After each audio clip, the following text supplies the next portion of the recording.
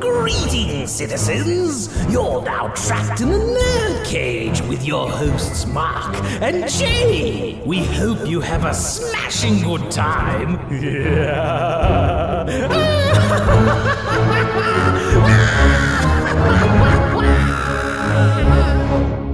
Hello and welcome. That's right, you're trapped in NerdCage Live. This ain't just a reaction show, but a debate show and a live discussion on everything that makes people like you and I tick. So thank you for joining us tonight. Please hit that like button and subscribe. I'm your co-host Jay St. G, coming to you live from Syracuse, New York, and always with me, my man, the warrior from Wakanda, the fiend from Louisville, Mark Withers. What's shaking, boss?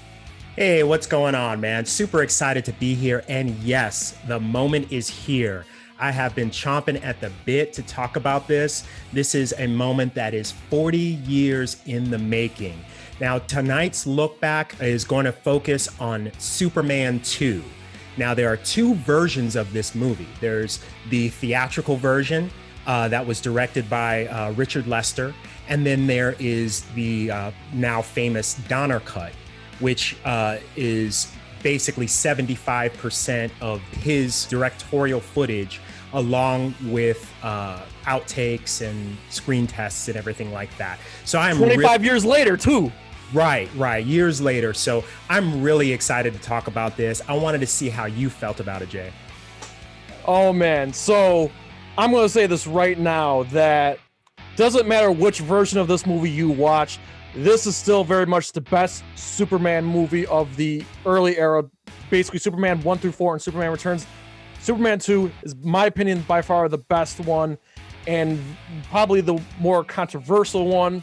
On top of that, again, like you just mentioned, there's two different versions, but let me tell you something. These movies still hold up in my book, and it was a great rewatch, and I'm not going to lie to you. This was my first time watching the Donner cut version of the film. What'd you think about it? It was fascinating. This may have been one of the more fascinating watches I've ever had, because, I mean, we all hear about the Snyder cut, we all hear about the final cut of Blade Runner, we all hear about the Apocalypse Now director's cut, but man, this may be, like I said, the most fascinating director's cut of a movie I've ever seen. And there's a lot of stuff I love about it. I have a couple of nitpicks, but again, oh my god, anyone who hasn't seen it needs to watch this version. But again, I like both versions, but I have to say that I prefer the Donner cut. Yeah, I'm kind of on the fence about both versions. So there are things that I really enjoy about the theatrical version, the Lester version, mainly because that's the one that I'm most familiar with from my childhood. Yeah. So all the scenes that pop out to me are Richard Lester's work. But the Donner cut, which I wound up seeing years later, when it was released in, I believe, 2006, that had some scenes in it that would have really made the movie so much better, and give it more weight, give it more verisimilitude, if you will. And so there are some parts of the Donner cut that I don't like, where I prefer Lester's version, and then there are parts of the Donner cut that I really felt could have really improved Lester's version. So same here. Found a way to I can't wait to go into it. Together. Right. Yeah. I mean, there's a ton of behind the scenes drama involved with this movie, and we can get into some of that. I think the important thing to note first, right off the bat, is that the sequel, in most cases, you have, your original movie, your part one, and then the sequel is filmed subsequently sometime after. In this case, Alexander and Ilya Salkind, the executive producers, wanted initially for Superman 1 and Superman 2 to be one film.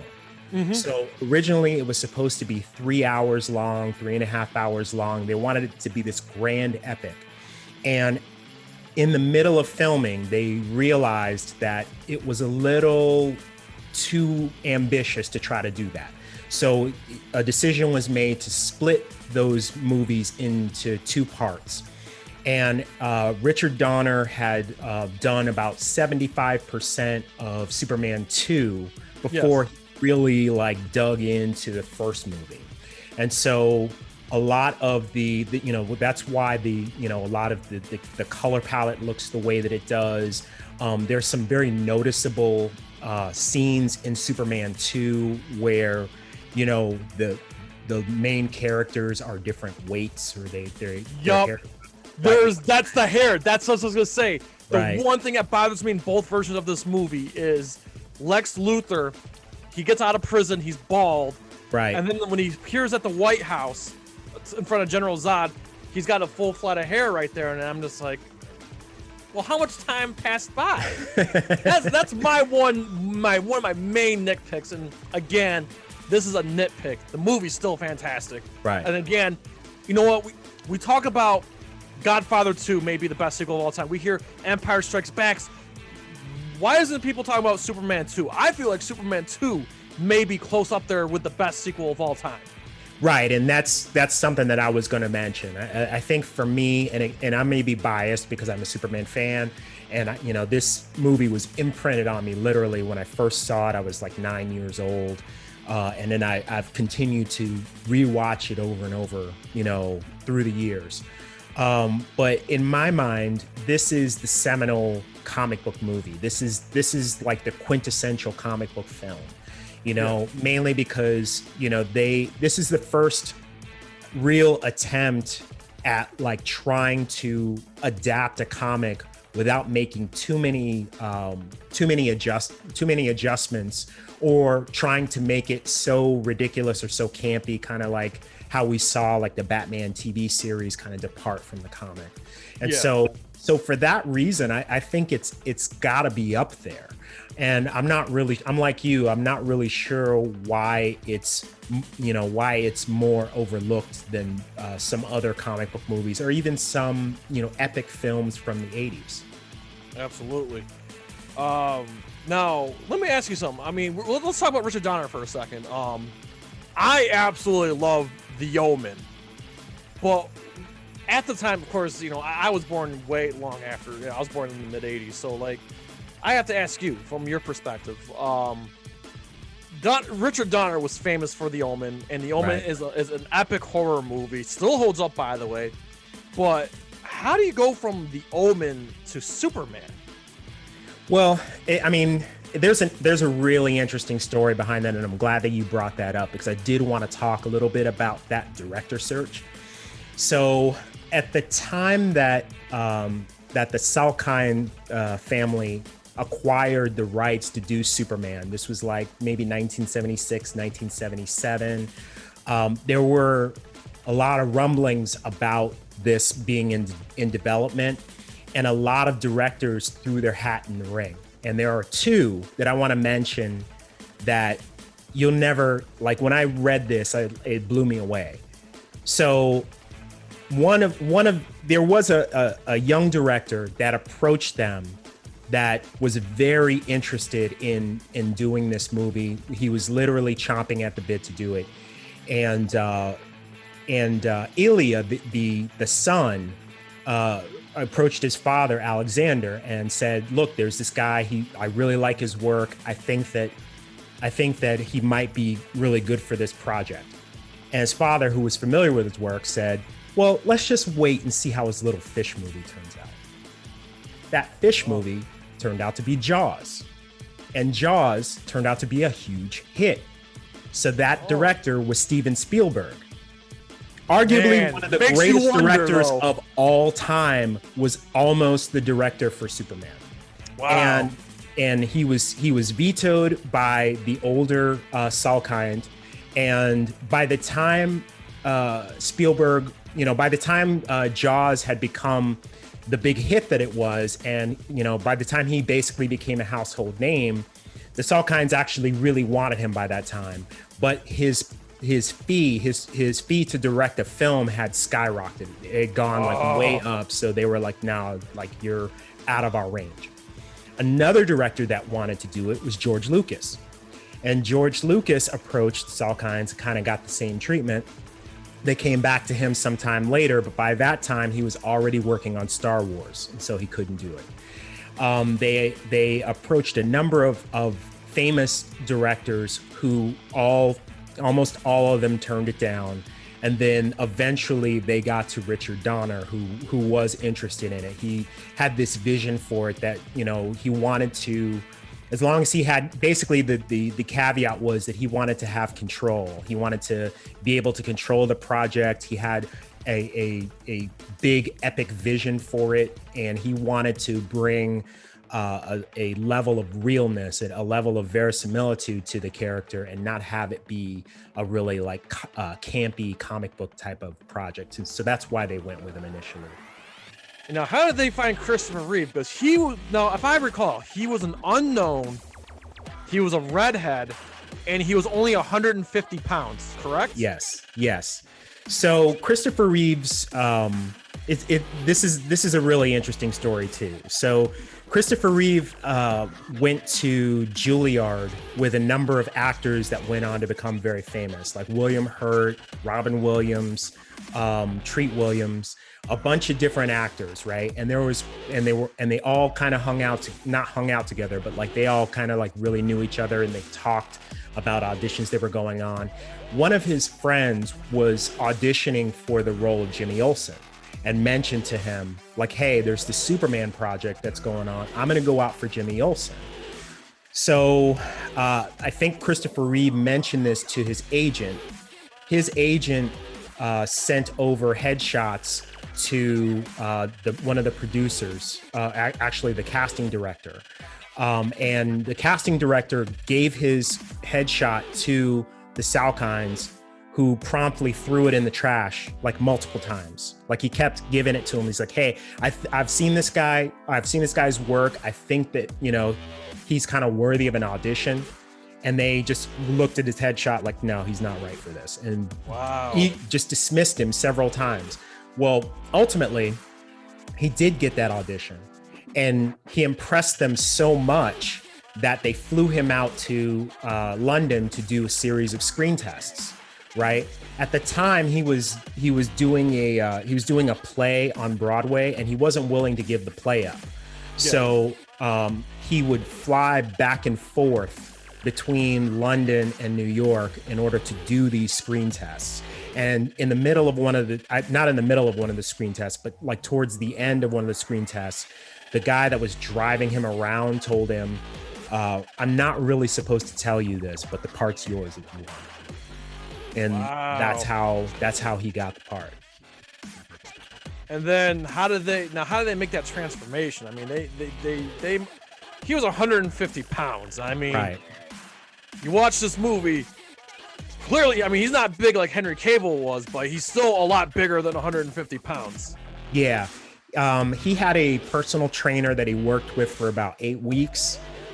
He drastically changed his diet, just constantly ate. There's actually a video on YouTube, which is like an old interview, and it actually shows his like workout regimen for the movie. And he, you know, and there's some parts in that where he kind of discusses his diet, things that he did to kind of pack on weight.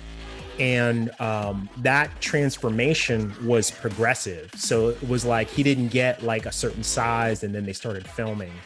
Like he was like a certain size, they started filming, and then as the film progressed, he got bigger and bigger and bigger, which is why in certain scenes, if you really look carefully, when he's got the costume on, he does look thinner than other times. Yeah, where he's like bulkier and more cut. Particularly, like most notably, there's a scene in Superman 2 where he flies off like after he's brought Lois to the Fortress of Solitude, and he's like, "Sky's the limit tonight." He flies to some place to go pick her some exotic flowers.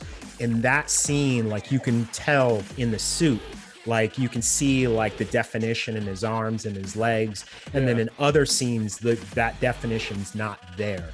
And that was because they filmed a lot of that stuff out of sequence, and he wasn't quite as fit in those scenes as he was in that particular scene there.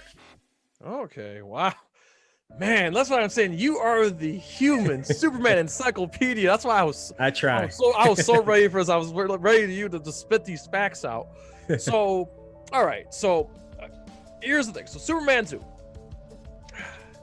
I absolutely love the fact what makes this movie better than the first one, both versions, is that this time there is a legitimate threat to Superman, not just one, but 3 Kryptonians fresh off the Phantom Zone prison.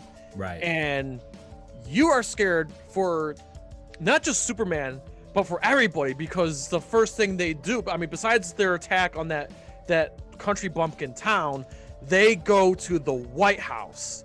And the first thing they do is they demand the kneel before Zod, the most famous comic book line ever, kneel before Zod. And it's just oh man, the intensity is there, and it just none of the other Superman, I mean, we're not gonna count Man of Steel, I'm just gonna talk about the first 5 movies, that none of the other movies present that threat. And that's what makes this movie so special, is that there's a legitimate threat for the whole movie, and you feel for Superman, you feel for the country, you fear for everybody at stake. And then Lex Luthor just throws in a wrench into there on top of that, and this is just a recipe for a great movie and a great epic. And then to add on top of that, something that many other movies shamelessly ripped off, especially Spider-Man 2, is Superman gives up his powers. It may be brief, but it was a powerful scene. It really was. And that's why, to me, this is the best. Right. And I agree, specifically with what you just said. So, part of what makes this movie so interesting, a big part, is that it brings up that question, what would it be like if you had a world with Superman in it and the world had come to rely on him, and Superman decides to give up his powers? What happens to the world then? And I think this was a brilliant way to ask that question. It's reminiscent of some of the Silver Age comics, like the Silver Age action comics, where they would have they would pose these weird kind of questions, I really enjoyed it, for that reason. And, I thought that Christopher Reeve particularly, did a good job of bringing that across in his performance, right? Because, even when he's when we think of the Superman character, we think of the dichotomy between Superman and Clark Kent, when he has his glasses on. Mm-hmm. And I think that one of the things that Christopher Reeve was able to figure out was that the Clark Kent thing is just a total disguise. And so when people aren't looking, even though he has the glasses on, he's still Superman. You know what I mean? Yeah. He's still when you notice it in certain scenes, when he's with Lois and he's before she finds out his identity, he's kind of playing the goofy, silly, kind of this character. But then when she turns her back, even though she's in the same room, then you see him stand up straight and his face changes and stuff, even when he has the glasses on. So it was interesting to see him with no powers be Clark Kent without pretending to be Clark Kent. And I thought that was a really brilliant performance that maybe I hadn't considered that when I was younger, but as I get older and I start to watch, these performances more closely, I notice little nuances like that. And it just makes me respect Christopher Reeve so much. He was just so good at what he did. Yes, absolutely. And now I gotta talk about this scene, but the diner scene. Right. Okay. He knew his powers was gone. Right. What made him think he could defend himself to that truck driver or whatever? Wait a minute, you knew you gave up your powers, so why are you just trying to start a fight? Why did you initiate that fight? Why did you tell him to step outside? Why didn't you just back up? I mean, what do you got to say about that, Mark? Right. And I thought about that too, but then I thought, well, this is a guy who's been invulnerable his entire life, right? And on the very first night of his vulnerability, he doesn't realize like what he's in for. He doesn't really understand the stakes because he's been able to stand in front of bullets. He's had people punch him in the face before. He doesn't know what pain is. He doesn't know what, he's never bled before. Like when the guy actually like knocks him to the ground and he falls into the glass or whatever, he's like marveling at his own blood. He's like, oh my God. You know what I mean? Like, so I attribute that to him not really understanding the stakes and not really realizing that he's going to actually get hurt. Plus, I think that like, there was an overconfidence, right? Because before that, he never actually had to really like know how to fight, So, for someone who's like never been in a real fight before where you actually have to have skills, like I could see that, that overconfidence happening. You know what I mean? Like if you've never had your butt kicked, you don't really know what to expect. And now let's shift gears to the villains. The one thing I love about this is, again, we have 3 great villains. Well, 4 if you include Luther, but I love when they first arrived on Earth after the moon scene. Right. And Zod goes into the pond there, and he's fascinated by what Earth is, and sees that there's a yellow sun, this and that. And then he floats up and starts walking on the pond, and that bystanders is like shocked, like, what did I just see? That's one of the most entertaining scenes where they're learning how to use their powers. And I do got a nitpick in that same scene. I'm sorry, what's the name of the female Kryptonian there? Ursa. Okay. She gets bitten by a snake. Right. How was the snake able to like penetrate her skin? And she's like, ow, like, since she's a Kryptonian, wouldn't she like not feel the snake? Wouldn't the snake just like break its jaw on her, and then of course she zaps it? But like, right. But like, I was just like, how did the snake was able to hurt her, and then she reacted? I've always had 2 separate theories about that. So my first theory is, like, they mention this a lot in like the comics and in certain like Superman cartoons, certain versions of the cartoon. The full strength of Superman's powers didn't just kind of happen because he immediately came into Earth's atmosphere. Like it took time for him to absorb this yellow sun energy. And so since they've just gotten out of the Phantom Zone and they've just arrived on Earth, their powers are still manifesting, but they're not quite there. And so that's why, like, that's one reason I think that a snake could actually bite her and penetrate her skin, because she probably wasn't at full strength yet. The second theory that I have is that the snake didn't penetrate her skin, it just scared her. Like she was just like, it's a creature she's never seen before, and it attacks her, it's like, whoa, and she just throws it down real fast. Because you don't see any blood, they never show a wound or anything like that. So that's also possible. But okay, now listen, it's hard not to mention Man of Steel in this conversation, but I feel like that's one thing that Man of Steel explained better was, when Henry Cavill's Superman was just like, I've already learned to harness my power and control and deal with it. Exactly. And then Zod's like freaking out, like, he can't, he's hearing everything, he keeps seeing his X-ray vision. Like, I feel like that's what one thing Man of Steel did. One of many things Man of Steel did excellent was they explained the whole the Kryptonian adjustment on Earth much better in that movie than they did in this movie. Right, but, and if you notice in Man of Steel, like Clark doesn't really, his powers don't manifest as like when he's an infant. Like all this stuff starts to happen to him like during puberty, like when he's kind of like in Smallville, basically. Yeah, like it just like slowly starts to build on him. So I think you're right. Like they did a much better job of explaining it, as opposed to like the original Superman, where he's like a toddler and then he's like lifting up a truck. So he already has like all his abilities and stuff like that. So you're right. Like they didn't really like explain that very well. And I don't know that they necessarily had a plan. It could have just been like a goof in the writing that like nobody thought about, like, oh well, Well, keep in mind we've had years of Superman comics and film and other versions since Superman 2, and I'm sure, this is still, before these movies, what George Reeves was 20-30 years before that, right? So, 1950s. Yeah, so basically, like, there's been you can nitpick this movie because there's been so much more much more Superman material since then. But Right. still, I'm looking at that part like, well, hey, wait a second now. Now we got to talk about the other Kryptonian there. Now, forgive me, he was a boxer, wasn't he? You're talking about the actor that played Jack O'Halloran? Yes. I think so. Yeah, he was a boxer. I know.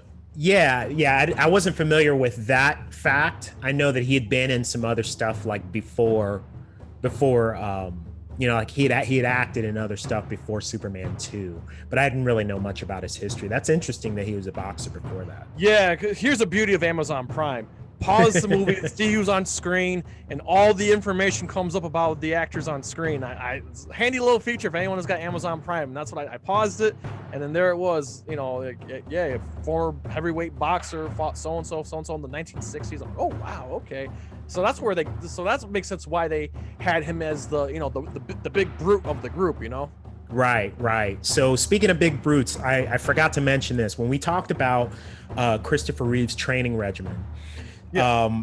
The personal trainer that he hired is David Prowse, who I know that's probably not a name that rings any bells for you because you're not a Star Wars fan, but David Prowse was the person who played Darth Vader.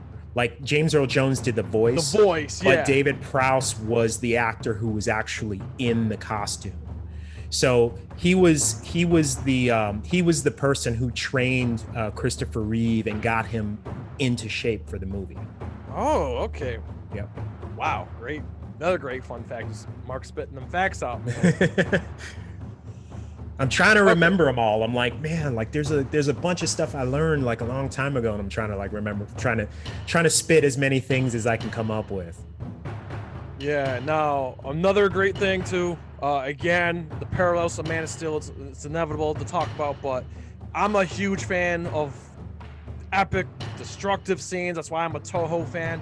But man, that scene, it's obviously New York City, but the Battle of Metropolis in Superman 2 still holds up, man. Cars flying everywhere. The Coca-Cola sign getting destroyed. Like, oh my God. That fight still holds up because it's just nonstop action. Cars flying area, the bus sliding across, Superman pushing the bus. Like, oh my God, it's just, I love that fight scene. Me too. And the fact that it's practical effects. Yes. They didn't have CGI back then.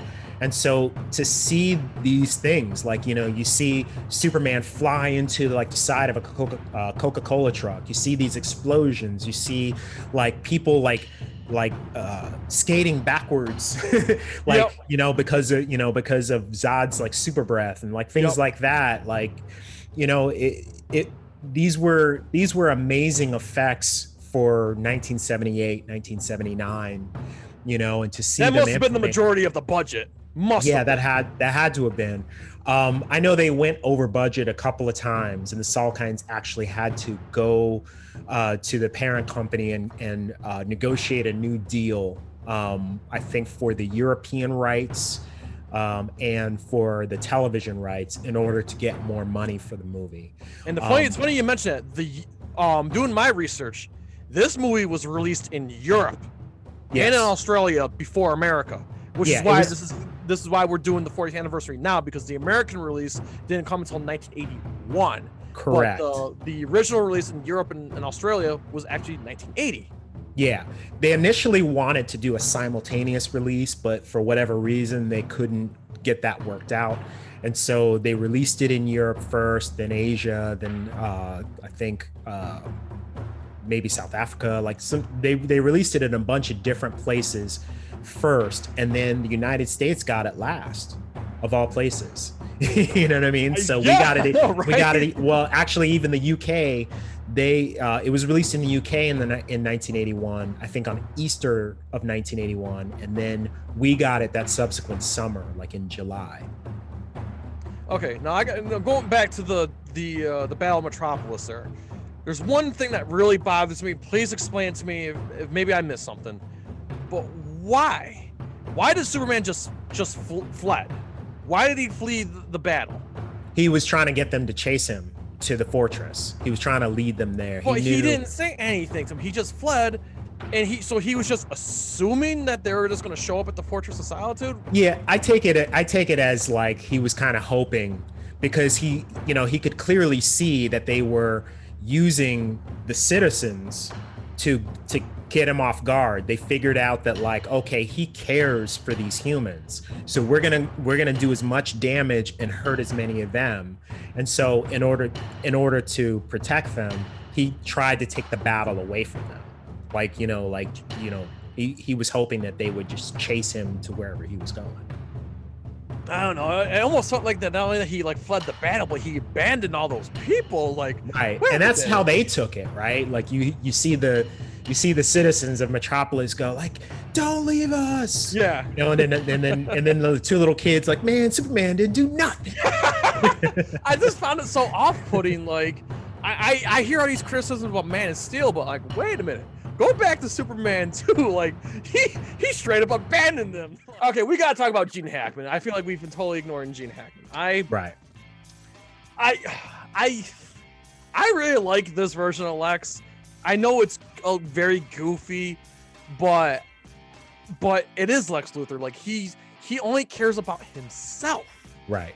And he's always looking out for his best interest. And I really like the fact that he's always looking out for himself. He goes into the White House saying, "You know what? I really like beaches. I would love to have Australia." Right. And throw Cuba on top of that. Like, and then of course at the end, at the Fortress of Solitude, he portrays Superman, which Superman, he was prepared for expected that. It. Yeah. And then of course, finally after the Kryptonians are stopped, he's like, "Hey, I was with you the whole time. I went with the plan." It's just so funny. Gene Hackman's performance is great because he's just that sly devil. He's always playing the best cards, and I mean, trust me, I still feel like to this day we haven't gotten a true Lex Luthor. Right. But I do enjoy this version. I really like that he's looking out for himself, and he's gonna go with the best, whoever's got the best hands. Right. So right. Yeah, I think it's interesting to note too that I think it's important to note that Gene Hackman was not the first choice to play Lex Luthor. There were a couple of actors that were offered at first. The first one, I believe, was Paul Newman. Really? Yeah, like if I remember correctly. Wow. It was, yeah, like they wanted Paul Newman for that part. And then he turned it down numerous times. Like they kept trying to approach him, and he's like, no. And then there were a couple of other famous actors from that time that they approached that were just not interested in it, And when they got to Gene Hackman, he had just come off of the French Connection movies, and he was like a big star. And so he initially turned it down as well, but then he found out that Marlon Brando was attached to the project. Yep. And always wanted to work with Marlon. And Marlon Brando was the first actor attached, correct? Right, correct. That was the first big star. That was the first big name that they got. And they used that to sort of draw in other stars. And so since Hackman really wanted to work in a movie with Marlon Brando, he was like, okay, I will do it on the condition that I don't have to shave my head. And so that's why this version of Lex, you see him with and they explain that it's a wig. Like in the film, they explain that these are all a series of wigs. But that's why you never really see him with a shaved head except for in prison. And that is like makeup. It's like a skin cap that they use. Prosthetic headpiece that they used for that part. Actually, it's pretty convincing, actually. Yeah, I mean, as a kid, I never knew that. I watched it again recently, and then after I found that information out, I kind of looked for it, and I was like, oh, okay, yeah, I can kind of see it. Well, I like that look better, though. I mean, that's the Lex Luthor I know, the bald one. So much better, yeah. That's what I was saying. I feel like on screen, we haven't gotten that true, I'll tell you right now, going off topic a little bit, my pick for Lex Luthor is the obvious one. Bryan Cranston, to me, was always like my ideal Lex Luthor. That's just me. I mean, I know I'm going off of Breaking Bad. He was bald in that for the most part, but I really think Bryan Cranston would knock it out of the park if he was given the opportunity to play that role. Right. And I agree. I mean, Bryan Cranston is great in everything. And, you know, there's no doubt that he would, you know, we've seen him do good villains before. Excuse me. But my pick is Billy Zane. Like, I've always wanted to see him as Lex Luthor. He was in an Amazon original show called Wild Dogs a few years ago. And he played like a sort of like a rich tycoon that lived in Belize. He wasn't like a bad guy or anything like that. Like that character, like the way that he sort of navigated wealth and the way that he kind of like that ease, that coolness that like a Lex Luthor would have. Plus he already has the look with the bald head and everything like that. I just think he'd be really good. Plus we've seen Billy Zane be you know, the bad guy and some stuff. You know, he was definitely not a nice guy in Titanic. And so, you know, so I think that I've always like thought that he would be really like perfect for the part. Yeah. I have to concur with that. That's actually a really interesting choice here. Now, again, I hate bringing up Man of Steel because it's not a Man of Steel look, but it's a Superman 2 look. But the parallels, we can always the parallels are there, and it's hard not to talk about it. So let's talk about the ending, the showdown at the Fortress of Solitude. So everybody was raging when Henry Cavill snapped Zod's neck. Right. No one talks about Superman and Lois and Superman killed all three of them. Why did not take it back? No, one jumped to his dad. Killed himself, yeah. Okay, Margot Kidder clocked that woman in the face. She falls to her death, and then of course Christopher Reeve crushes Zod's hand and then throws him down like, oh, it doesn't bother me, but like, why is everyone throwing a sissy fit about Superman snapping Zod's neck, but no one's going to talk about the ending of Superman 2, how they all fall to their deaths? Right. I think mostly because, you know, the same people that have that complaint are probably people that don't really remember Superman 2. And maybe they don't, you know, maybe they haven't seen it, or maybe they just don't remember that part. But I've always had an issue with that. Not so much with Superman, like throwing Zod against the wall and then having him fall, but they never reconcile Lois killing somebody. Like no one's just like, whoa, like you just killed that girl. Like it's all fine. Like it's no problem. And then she goes to work the next day and it's like not an issue. But like, and for years that has bothered me. Right. But then I learned that in Richard Donner's version, before he was let go, he had it written in where the Kryptonians didn't die. They actually just ended up at the bottom of the fortress, and Superman retrieves them. And there's like supposed to be a scene where the Snow Patrol comes through and collects them and Lex Luthor and takes them all to jail. But and I don't know if that scene was ever really filmed. I've never seen it. Yeah. Like it might be filmed, like it might be part of a deleted scene, or it could just be something that was plotted out that just never got filmed. Yeah, maybe the budget wasn't there. But here's the thing, though. Like, you can listen, there's two cases for it. You could argue saying he had every right to kill them because of all the havoc that they caused. Right. And on the other hand, they don't have their powers. Like, now that they're not a threat, now you can throw them in jail and they won't be able to get out because they're just regular human beings now. Right. So you got both sides of the argument, but yeah, like I said, I just feel like it's something that no one like complains about. Like you complain about what Henry Cavill did, but you're not gonna complain what Christopher Reeve and Margot Kidder did. Like, come on now. Right, and that was a key part of the discord between the Salkinds and Richard Donner, because that was something that he brought up. He was like, you know, you can't have Superman kill someone, you can't have it even look like he killed somebody, because part of the canon is that he doesn't kill. Like that's again his code. And so you have to explain what happens to these people. They didn't think it was important, and so after he was let go, they naturally didn't put that part in the film. And it turns out that they were right. It really wasn't important because nobody talks about it. Only like nerds like me like really think about it. Man, Lois Lane killed somebody and it was like not a big deal. To be continued. Ooh, trying to get out of the NerdCage, are ya? Well, before you go, hit that subscribe button.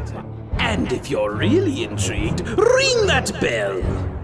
Thank you for dropping by. Until next time, tell everyone you know about NerdCage Live!